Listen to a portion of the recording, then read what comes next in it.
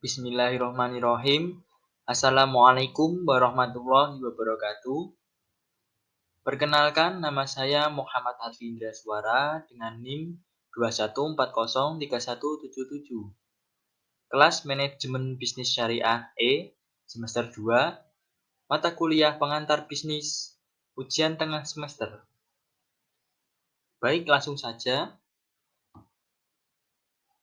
Yang pertama yaitu ruang lingkup bisnis adalah pernyataan formal dalam proposal usaha maupun bisnis plan yang menjelaskan cakupan sektor kerja dari sebuah perusahaan.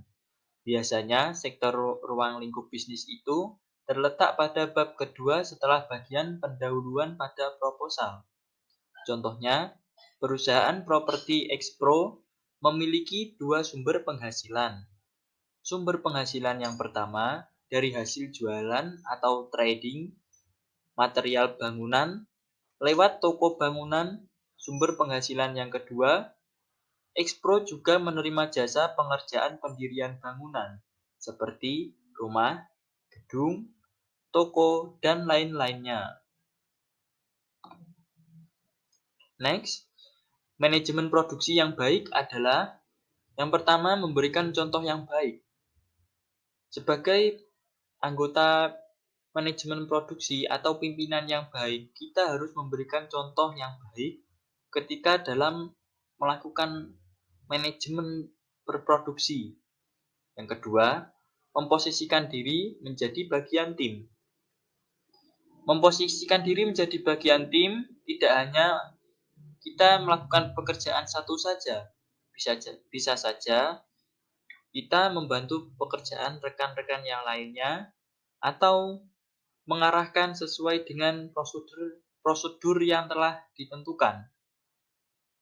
Yang ketiga, jangan takut untuk bertindak. Bekerja secara profesional harus dilakukan dengan baik dan secara maksimal oleh pekerja.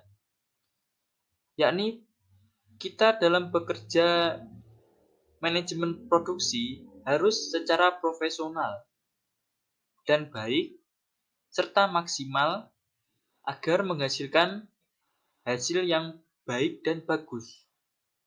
Yang keempat, manajemen persediaan tepat waktu. Menghindari tekanan harga dan kehabisan produk terhadap pelanggan. Hal ini bisa diatasi dengan menyediakan segala bahan-bahan yang diperlukan sebelum memulai sebuah manajemen produksi atau ketika baru memulainya. Kita harus segera menyediakan agar tidak ada keterlambatan dan apabila ada kenaikan harga, kita bisa meminimalisir secara baik. Yang kelima, investasikan dalam teknologi. Menginvestasikan dalam teknologi itu juga perlu, karena pada zaman sekarang ini, teknologi yang sangat berkembang pesat dan terus maju ke arah yang lebih baik. Yang keenam, standarisasi proses dan waktu. Memetakan proses sesuai urutan dan kemudian menentukan waktu rata-rata yang dibutuhkan untuk menyelesaikan pekerjaan itu. Jadi, kita harus menstandarisasi proses dan waktu. Harus bisa memplanning prosesnya dan meminimalisir waktu. Contohnya waktunya pengerjaan 6 bulan. Nah, kita harus diselesaikan dalam waktu 6 bulan itu juga. Kalau bisa malah kurang, lebih baik.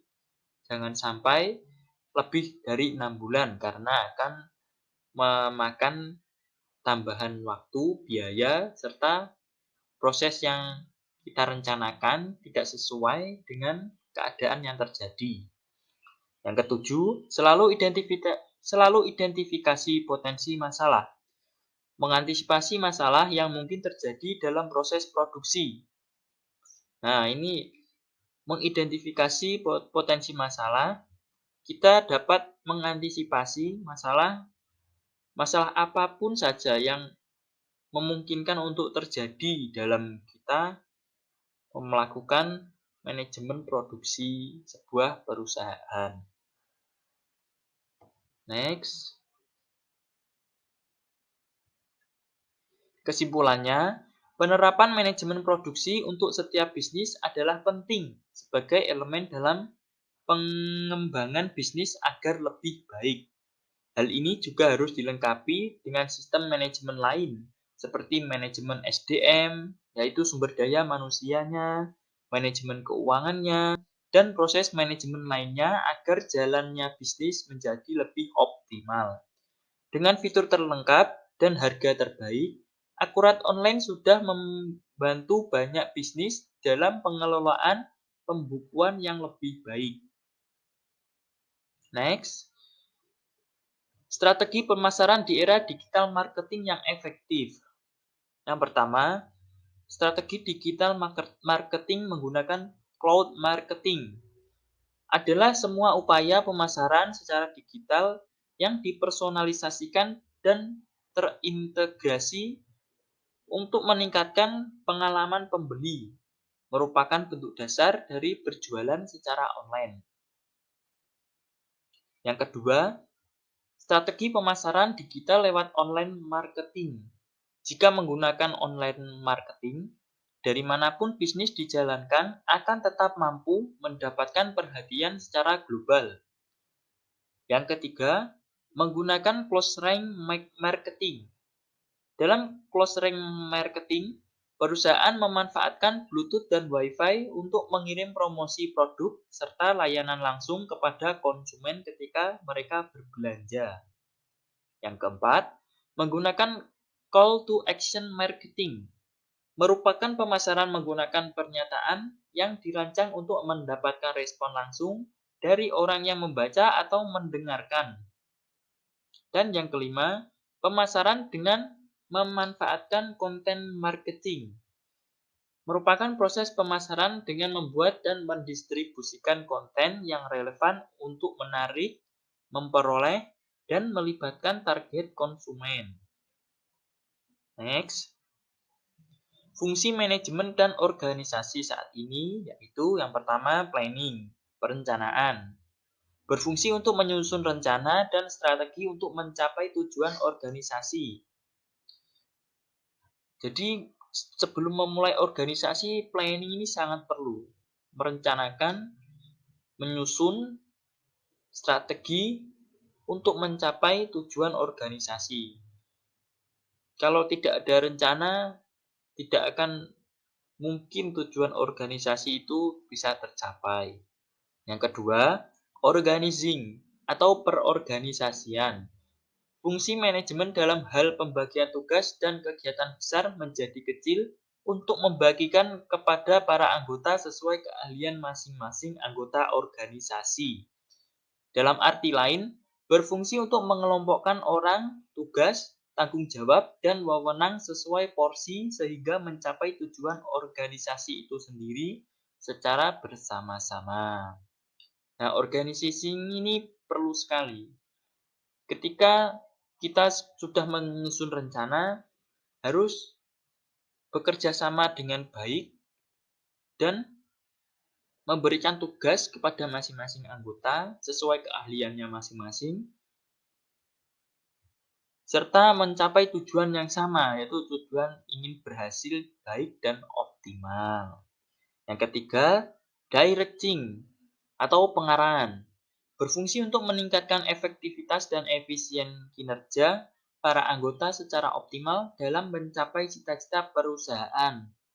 Nah, setelah membagikan tugas masing-masing kepada anggota, kita harus memberikan pengarahan. Pengarahan dalam arti tugasnya ini nanti akan seperti apa ke depannya, tugasnya ini akan seperti apa nanti ke depannya. Harus bisa mengarahkan anggota itu agar memiliki rasa tanggung jawab kepada tugas yang sudah dibebankan kepadanya. Dengan cara kita harus mengarahkan dengan baik dan benar. Yang keempat, controlling atau pengendalian.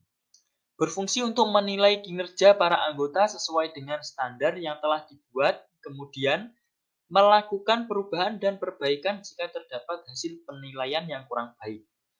Nah, setelah kita memberikan pengarahan, controlling atau pengendalian juga sangat perlu diterapkan dalam manajemen produksi ini. Apabila nanti ada para anggota atau pimpinan manajer yang kinerjanya kurang sesuai atau kurang baik, nah nanti kita bisa mengevaluasi untuk kedepannya dengan cara controlling ini, mengendalikan agar tidak berlebihan atau tidak kekurangan dalam melakukan tanggung jawabnya masing-masing.